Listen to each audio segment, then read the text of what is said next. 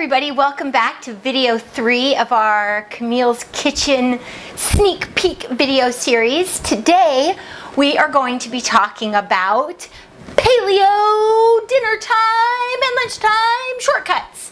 You're going to want to know these things, you know. I know you know because you're busy and life happens pretty much all the time and things don't go as planned, and you don't have 2 hours to spend every single night slaving away in the kitchen. Sometimes you got a little bit of extra time, but a lot of times you don't. So how do you maintain the integrity of your paleo eating plan without spending too much time? So I have 4 shortcuts for you that you're absolutely going to love. Are you ready? The first is the food processor. I've talked about the food processor a lot. I even wrote an article for a magazine once called Ode to the Food Processor because I absolutely love this thing. What I'm going to teach you to do right now is just how to shred. So I just have this little attachment here. This is the large shred here, and when I'm doing my meal planning, I actually try to think of things that I can utilize the food processor for. Sweet potatoes are a really great thing. With this, once these are shredded, you can just make like a really quick sweet potato hash. You can put things in or not put things in, but it cooks up also really fast because it's shredded. I also have a 5-minute salad that uses apples and cabbage and zucchini and more of the dense veggies, and you just shred everything up and you just have a coleslaw. But you're not actually limited to it being like some weird mayonnaise. I love coleslaw, but it doesn't have to be a mayonnaise based slaw to have a slaw salad and to be able to make use of the food processor, really speeding things up. Another thing I really love is bacon sweet potato latkes. If you have Paleogasm or you saw me on Real Food Con, you already know about the sweet potato latkes. They're super great. This is the starter for that. So all I did was I just cut my sweet potato into pieces that'll fit into the chute. I lost my little stopper thing.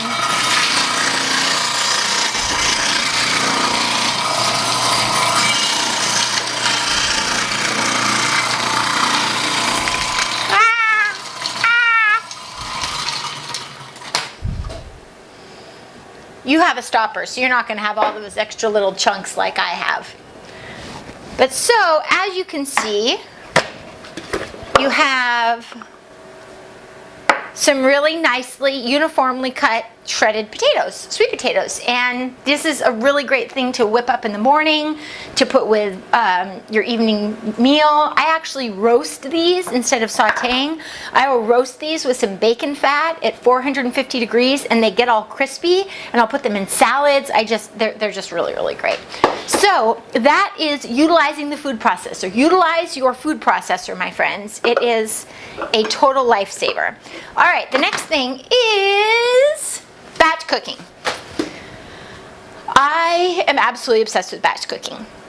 I always plan ahead, and no matter what it is, for the most part I'm making, if it's something that is freezable, I will put it into the freezer. So I'm going to actually show you some real things that I make in batches. So what that basically means is when you're batch cooking is you're going to make a whole bunch of something, and then you're going to freeze it into smaller portions, and then you have it to take out of your freezer. It's almost as if you have your own paleo ready microwave, not really microwave, I don't like microwaves, but microwave dinners without having to resort to other nasty stuff. So the first thing is that you're really going to want to invest in some of these awesome Pyrex containers. They come in a lot of different sizes, but they're glass on the bottom and plastic on the top.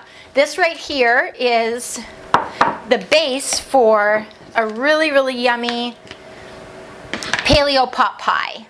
You saw in the last video that I made a cashew cream sauce. It was really good. And so this is just a bunch of chicken and veggies and some seasoning and some cashew cream sauce. And I had a whole bunch of leftover, and I just put this in here. So you can actually eat it like this. What I'm going to do is I'm going to roll out a gluten-free pie crust to put on top of that to make it like a real pot pie, but you can just do it like this. And this is like 1 or 2 portions right here.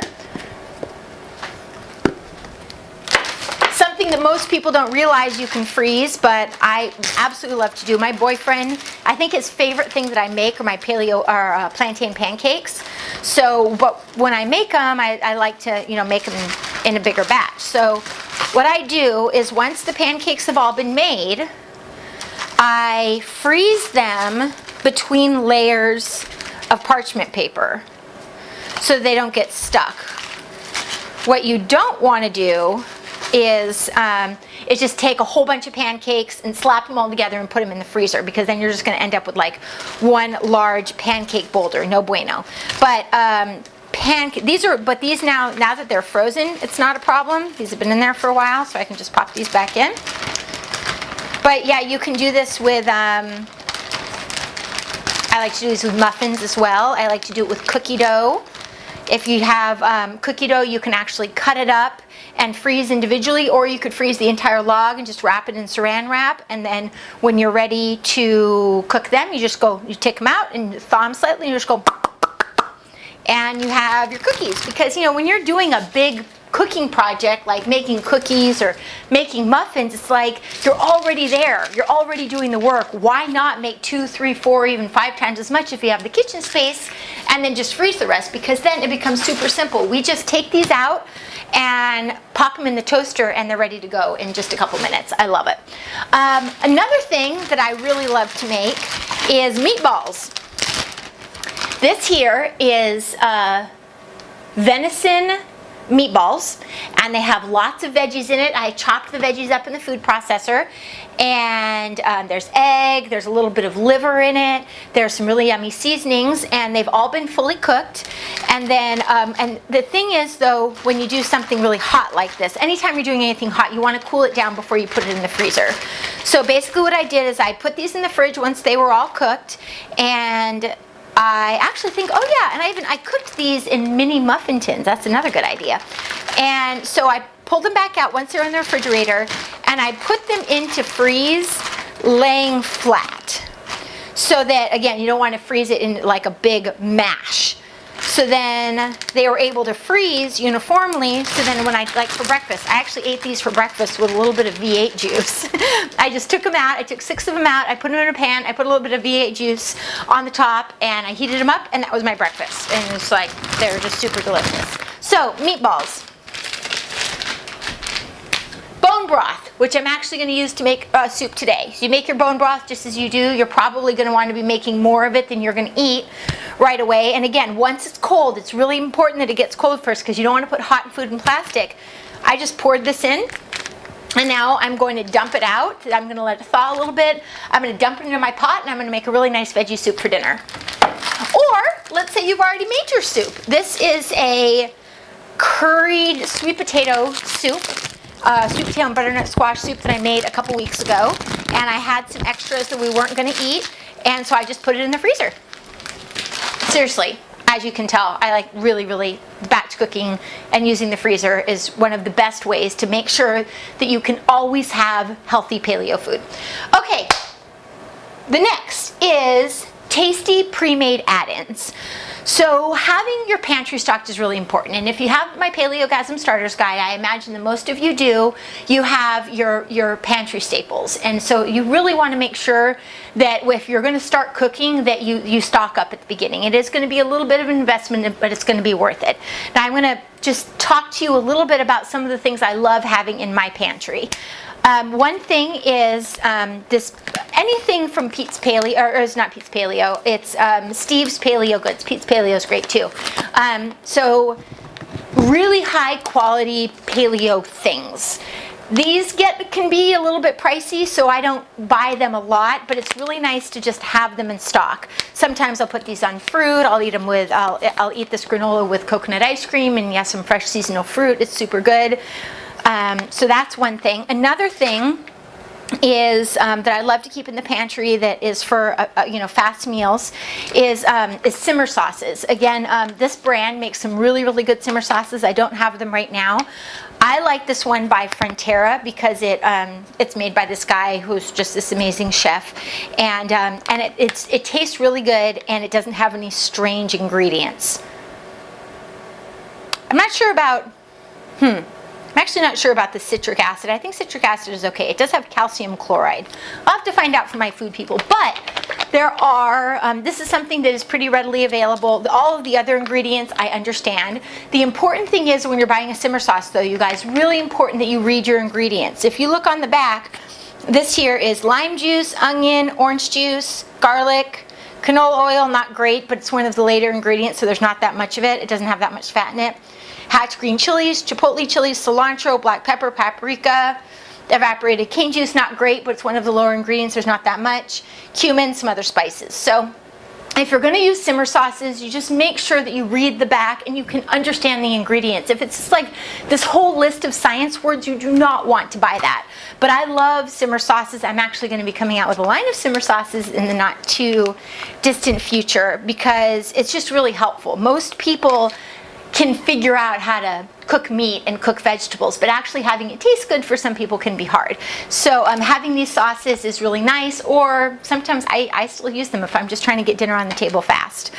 Other snacks that I like to have, this isn't exactly a meal shortcut, but this is more like stocking your pantry. Things like Lara bars, again, they're bars that have just a couple ingredients. We don't even need to talk about all of the disgusting health food energy bars out there. If you don't understand the back, what it's saying in the ingredients, don't buy it. If it says soy in it, don't buy it. Soy protein isolate, no, do not buy that. So, and then other things I love to have for a quick meal. This is wild salmon and wild tuna. These are both sustainably caught, and you just want to look for that. That you're getting a good quality that's low in mercury, all of that. But these, the tuna and the salmon, I really love to just be able to throw into a salad, or sometimes I'll just throw with sauteed veggies. It's great for traveling, so you just to take with you, especially these are a pop cap. You don't have to take a can opener with you. Some other things that I love. These are a vinegar, salt and vinegar roasted almonds. These are these most delicious coconut chips. My best friend Katie told me about them. I actually found them at Costco. And all it is a little bit of sweetener. It's not perfect, but coconut. That's it. That's all it is. And they're so delicious. You can put them on fruit. You can just snack on them. They're just really great. It just adds, you could put it with like breakfast things. You could put it in your granola, your paleo granola. Another thing that's sort of similar to that, I actually like putting these in salads. I also got these at Costco. These are apple chips. All it is apples, just dehydrated apple. They're awesome. This is lightly candied walnuts that I made myself. I made them with maple syrup, and you can make a whole bunch of them and just seal them up. And these are awesome for salads. If you saw video, if you haven't seen video 1, this is what I used in video 1. These are Thai cashews I got at Trader Joe's. I don't like to shop at Trader Joe's for the most part because there's a lot of really strange, questionable things, but there are some fun things that help to keep my meals interesting without having to spend a lot of time in the kitchen. And things like these cashews are super yummy. It's just a little bit of seasoning and nuts. And then fun things like these are dried tart cherries. I love just having some exotic fun flavors already in my pantry that I can just throw into like a basic salad, and it makes it just taste really interesting. So so that is that. And then the very last thing that I want to say is sort of along the lines of the batch cooking, but it's a little bit beyond that. It's just to think and plan ahead. So, you know, whether you are going to be spending a Saturday afternoon making big batches of things, if you're going to even just be making a dinner, say you're making a roasted chicken and some sweet potatoes and some veggies, why not make 2 chickens and instead of 1, and a bunch of extra roasted veggies and some extra whole sweet potatoes that you don't necessarily serve, but you have those individual ingredients that you can use in different things throughout the week. You may put your chicken into a salad or a wrap. You may use your sweet potatoes with eggs or your roasted veggies with eggs, and things like that. But it's having ingredients that are already prepared and ready to go, but not having to do all of the work every single time you want to make a meal is a really great way to speed things up. So that is what I have for you in this video. I hope that you enjoyed it. I hope that you have enjoyed this whole series of Camille's Kitchen sneak peek videos. We are really excited. I have been planning Camille's Kitchen and all of the videos and what I'm going to talk about and what I'm going to teach you for the last couple months, so it's really exciting that you are finally going to be able to see it. You will be receiving an email about that tomorrow if you're on my list, which if you're watching this video you probably are, and it'll give you all of the details, tell you all about Camille's Kitchen. We have a really awesome special promo going on right now for the first 100 people. I'll be telling you more about that. And yeah, I really hope to see you on the other side and begin to teach you every week all of my new, most exciting recipes and cooking tricks and how to have a lot of fun in the kitchen, how to cook without having to follow a recipe, and just really get into the joy of cooking and feeding yourself and feeding your family. So if you like this video, I would love for you to give it a thumbs up and leave some comments below. Let the community know what are the things that you use to make your dinners faster. What are some great shortcuts that you use that your family loves? I would love to hear it. And I would also love to see pictures, and you want to put that on Instagram. You just want to do #Camille's Kitchen, and I would love to see that. So again, my name is Camille Macri. Thank you so much for being here to watch this video, and I hope to see you inside of Camille's Kitchen. Bye-bye.